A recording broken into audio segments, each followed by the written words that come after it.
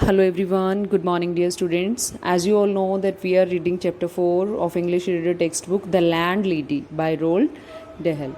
So let's see the story so far. Billy Weaver reached back at about 9 o'clock in the evening. On asking the porter suggested him to go to the bed and breakfast. Billy started moving towards bed and breakfast while walking through the street. Suddenly, his eyes caught sight of a printed notice in it, well written, bed and breakfast. Billy peeped through the window of it and saw that it was well furnished and also had a bright fire burning in the fireplace. Billy thought that it would be a very comfortable place for him to stay for the night, but before finally making up his mind, Billy thought that he would have a look at the and bed and breakfast. As he turned to go to the bed and breakfast, he felt as if the wall, bagged and breakfast were compelling him and forcing him to stay over there. Without his own will, Billy started to move towards the front door. He went near the front door and rang the doorbell. As soon as he rang the doorbell, instantly a lady about 45 to 60 years old with a round pink face and calm blue eyes opened the door and welcomed him.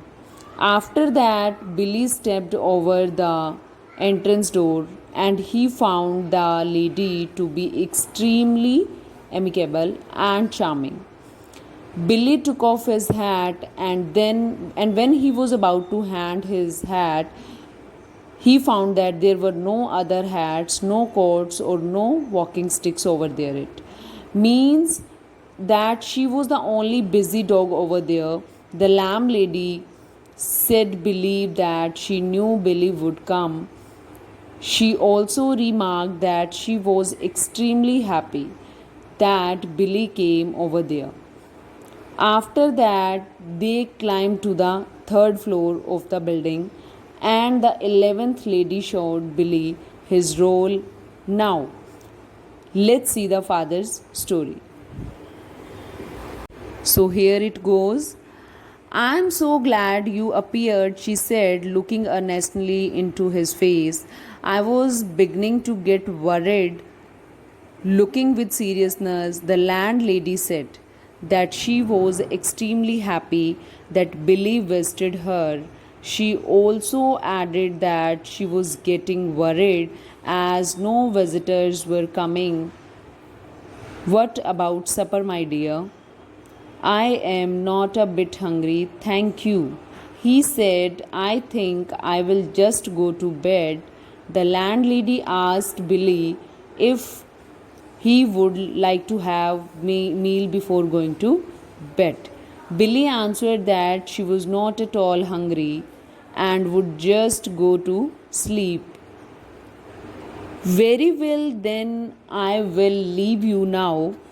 But before you go to bed, would you be kind enough to pop into the sitting room and sign the book? The landlady said. Billy that she would like his leave. Then she also asked Billy if he would go downstairs and sign the visitor's book before going to bed. The fact that his landlady appeared to be slightly off her rocker did not worry Billy. The landlady seemed to be a bit crazy and strange, but this strangeness and queerness did not worry Billy. After unpacking his suitcase, he trotted downstairs to the living room. He found the guest book lying open on the piano and the little Dachshund still sleeping soundly. He took out his pen and wrote down his name and address. There were only two other entries above his on the page, and as one always does with guest books, he started to read them. One was a Christopher Mulholland and the other was Gregory W. Temple. So, after unpacking his suitcase, Billy went downstairs to the living room. There he found the guest book on the piano and the little dog was still sleeping soundly. He took out his pen and then wrote his own name and address also in the guest book.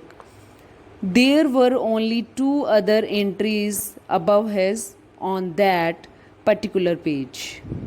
He saw that one was the name of some Christopher Mulholland and the other was Gregory W. Temple. Christopher Mulholland, that rings a bell where he had heard that rather unusual name before he glanced down again at the book. Christopher Mulholland, 231, Cathedral Road, Kurdish. Gregory W. Temple, 27, Sycamore Drive, Bristol. After reading the name of Christopher Mulholland, Billy felt that the name was very familiar to him. So he looked at that particular page of the guest book again to read out the name and address. He saw that there were only two entries. One was of Christopher Mulholland, whose address was 231 Cathedral Road, Kurdish, and the other one was of Gregory W. Temple, whose address was 27 Sycamore Drive, Bristol. Gregory Temple. Gregory Temple, he said aloud, searching his memory. Christopher Mulholland. So Billy tried to recall the names of these two persons in his mind by saying their names aloud. Such charming boys, a voice behind him answered. He turned and saw the landlady sailing into the room with a large silver tray in her hands. As Billy was continuously trying to think about the names Gregory Temple and Christopher Mulholland, he started saying them aloud so that he could recall them in his mind. While he was doing this, he heard a voice behind him which said that the boys were very charming. He turned back and saw that the landlady was confidently moving into the room with a large silver tray in her hands. They sound somehow familiar, he said. I am almost positive I have heard those names before somewhere. Maybe it was in the newspaper. When the landlady said that those two boys were very charming, Billy said that he was almost confirmed that he had heard about those names somewhere earlier, as those two names sounds very familiar to him. It might be that he had read about them in some newspapers. They were not famous in any way, were they? I mean, famous cricketers or footballers? Billy asked the landlady. If those two names belong to any renowned cricketers or footballers, famous, she said, setting the tea tree down. Oh no, I don't think so. But they were incredibly handsome, exactly like you.